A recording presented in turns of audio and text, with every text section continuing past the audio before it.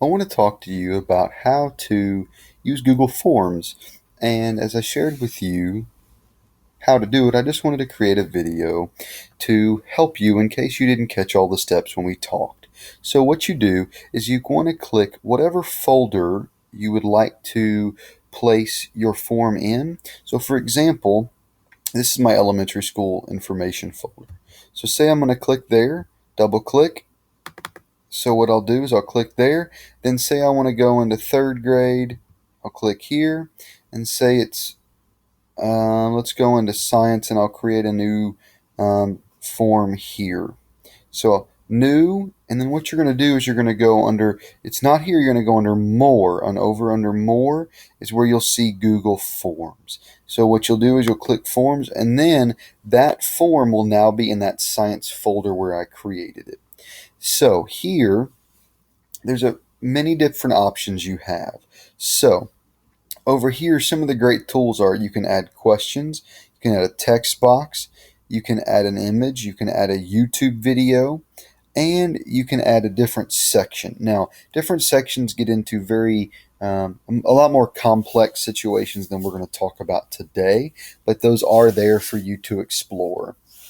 The first thing that I would do is title your form. So for today's sake, we're going to call it test form. So then what you'll see is you'll notice it says all changes saved. So this is now, if you go back to your tab, you'll see that it says untitled, but if you go back here and click, now changes the name, and now it's called test form in your folder, which is your science folder. So here you have several different options up here. Color palette, what that does is you can click it and you can change the color of the background. So this is a live view or a preview of what whoever you share this or send it to would see. Here, this is the settings of it. So you have a lot of different settings. Under settings, here, for example, what you can click this if you want students or whoever you share this with can only submit one response. Sometimes if I'm sending this to students and I only want to allow them to submit one response, I'll select this box. However, for me, generally I don't click this box because I want students to be able to submit more than one response. In case they mess something up or in case there's just whatever reason there may be. I do not generally allow students to edit their response because I'm allowing them to submit more than one. So yeah, you can look through these. There's a lot of those. And now there are also, so whatever type of question you start typing, there are different answer types. So you can click on multiple choice. Generally, what I do, my students generally do not log into their Google account or their Fayette County Public Schools account. In the future, I'm going to have them do this, but they have not in the past. So what I do is I make this, the first question is name, which does not need to be a multiple choice. So I make this a short answer. So then here they'll just type their name. Every question I always make required so they can't skip it. So then what I'm going to do, come over here, click add question, and move on to the next one. And now I could say, what is today's date? And I could you can see all of the answer options there are over here.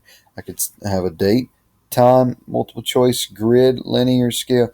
There's many different answer options, which are great. It's really neat to see how Google Forms has evolved and changed over the past few years and how they've grown in the options they give us. So you could leave this as a short answer. You could change it to where they have to write it. You could change it to a paragraph form where it gives them a text box. Or obviously we could leave them the multiple choice option. So we could say June 5th, June 6th, June 7th, or June 8th. And this is where it comes in that this could be really handy to use for teachers or for something of that nature to use for PD or something of that nature. Now, I got an extra option here, which I didn't mean to. Okay, so I'll come over here, click the X, there we go, and it's gone. Required. Now I could add another question if I need to.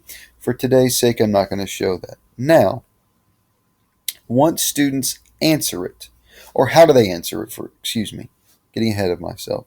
So how can I send this to students? I have many different options. One, I could email it individually. Or what I could do is I can create a link. This is how I generally share my forms. What I do is you can copy this link or you can shorten it and then you can use that. If I'm going to paste it somewhere, generally what I do is I paste it under a hyperlink. So I'm pasting it where someone's clicking it. So it doesn't really matter if I'm using the shortened URL. I take this and post it on my website where my students can click on it from there. So then they click on it and then they can use it. And then they can take the quiz, the formative, the survey, whatever it may be. Or sometimes I use these for parents as well to sign up for conference times, to sign up for things they're going to bring for a party, to sign up for things that they are going to bring, to whatever it may be. Or if sometimes I've sent parent surveys as well. So they come in very handy.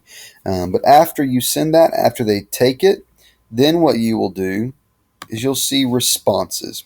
Obviously, there's not going to be any responses because no one has taken this. So you'll see all of the responses, or you can create a spreadsheet. And the spreadsheet view is, to me, the best view to look at it, especially if it's something that you're wanting to grade. The add-on that I would highly recommend for grading things, or there are many different add-ons that you can use for the spreadsheets, is Flubberoo. And what it does is it creates a spreadsheet which is called a Google Sheet. And what it will do is it will put that Google Sheet back in this folder. And a Google Sheet will be found. You can create your own Google Sheets here as well. But it will put that Google Sheet in this exact same folder once you create it. That's what I love about Flubberoo and Google. It all works together and it knows what folder this was in. So it knows what folder to put the sheet in as well. So I hope that reminded you of some things. Please feel free to shoot me an email or find me on Twitter at Mr. Miracle WWB on Twitter if you need to shoot me a question or share some things that you've learned and share some ways that I can improve some things as well. So thanks for joining me. Feel free to give me some feedback and ways that I can improve things as well. Thanks so much.